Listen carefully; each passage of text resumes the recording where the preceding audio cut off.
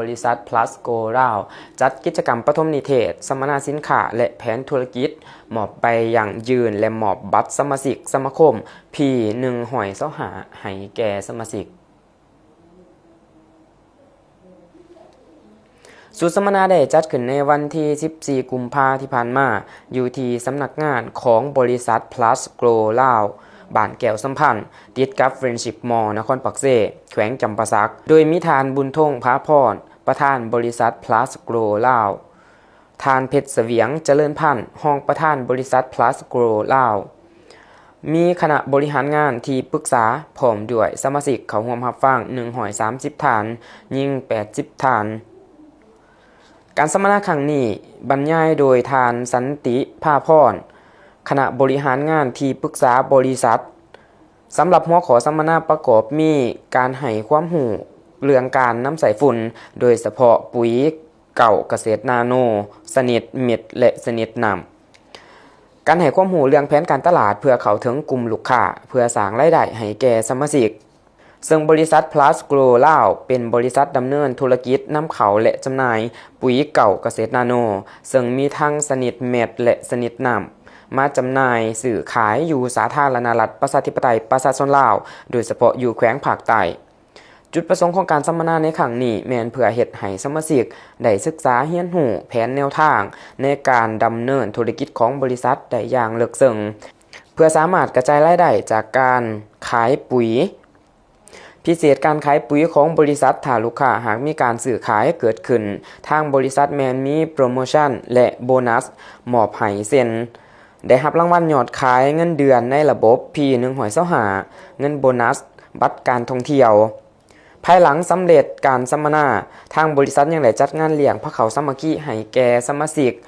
อยู่ที่หันอาหารเฮือแพร่คำฟ้องเพื่อชมเชยผลสำเร็จในการดำเนินธุรกิจในระยะที่ผ่านมาพร้อมทั้งมอบรางวัลให้แก่สมาชิกที่ประสบผลสำเร็จเช่น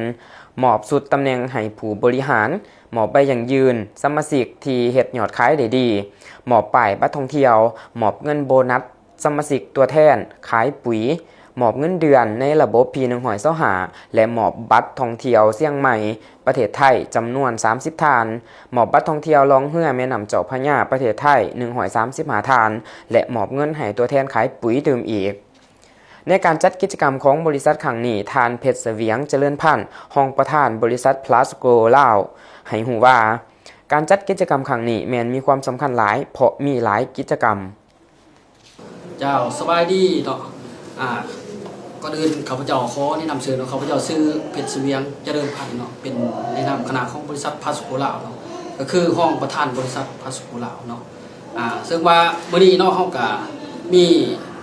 หลากหลายกิจกรรมเนาะที่ว่าทาง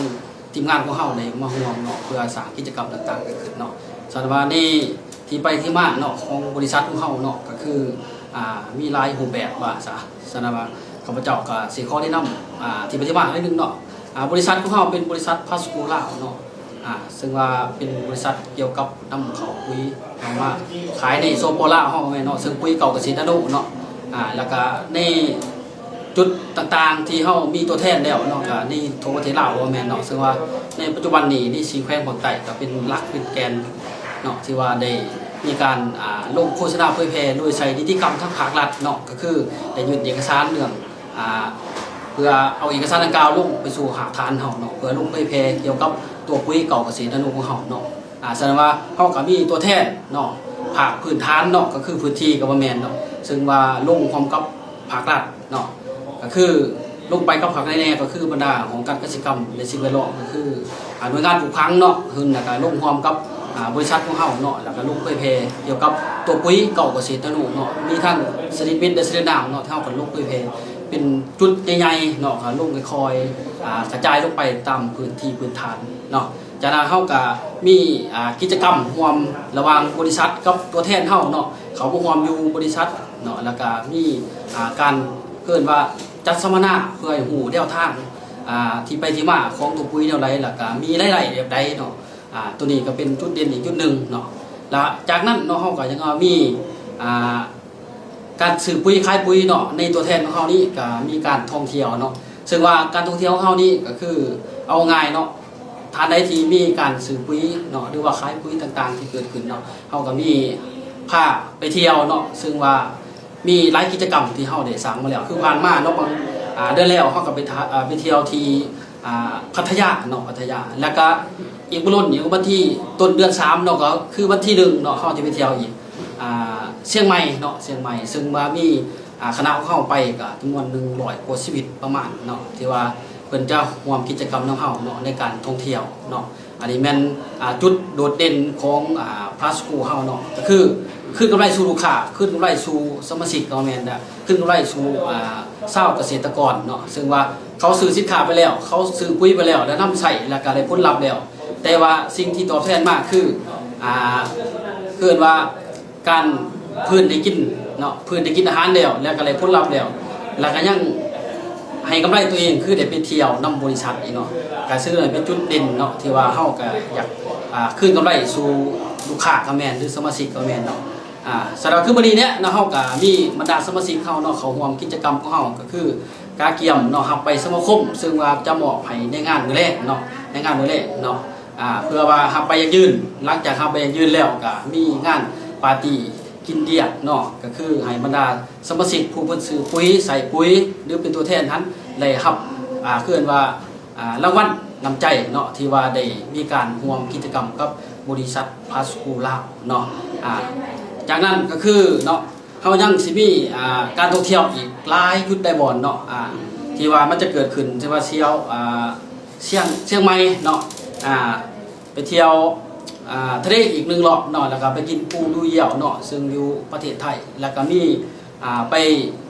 เวียดนามเนาะเวียดนามเฮาก็สิมีกิจกรรมนี้เนาะแล้วก็ไปฮ่องกงเนาะแผน2026นี่เฮาจะไปเที่ยวกันเบิดปีเนาะซึ่งว่าผู้ไปเที่ยวน่ะก็คือบรรดาสมาชิกเฮาบรรดาตัวแทนของแต่ละเขตก็บ่แม่นเนาะบรรดาซุมนี้มันจะได้เที่ยวตลอดปีตลอดไปเนาะและทุกท่านยังถ้าบ่ฮู้เนาะจุดที่ไปที่มาของเฮาเนาะเนี่ยเฮาจะแนะนำทุกท่านก็คือบริษัทเปิดโปรเฮานี่เนาะก็คือสำนักงานของเฮาเนาะก็คือตั้งอยู่บ้านแก้วสัมพันธ์นครปักสีแขวงจำปาสักเนาะซึ่งว่าอยู่แผ่น10 มอลัก2หลายท่านอาจจะฮู้และเข้าใจเนาะท่านใดที่บ่ฮู้จักเนาะก็สามารถสอบถามในบรรดาทีมงานหรือสมาชิกเฮาได้เนาะในโครงเขตแต่ละพื้นที่เนาะก็มีประมาณนั้นทุกท่านเนาะมีหยังแนวใดที่บ่เข้าใจเดี๋ยวก็ค่อยมาสอบถามเนาะกับบรรดาทีมงานเฮาได้ในครอบครัวพาสโกหรือสมาชิกของพาสโกลาวเนาะก็คือสำนักงานตั้งอยู่บ้านแก้วสัมพันธ์นครปักสีแขวงจำปาสัก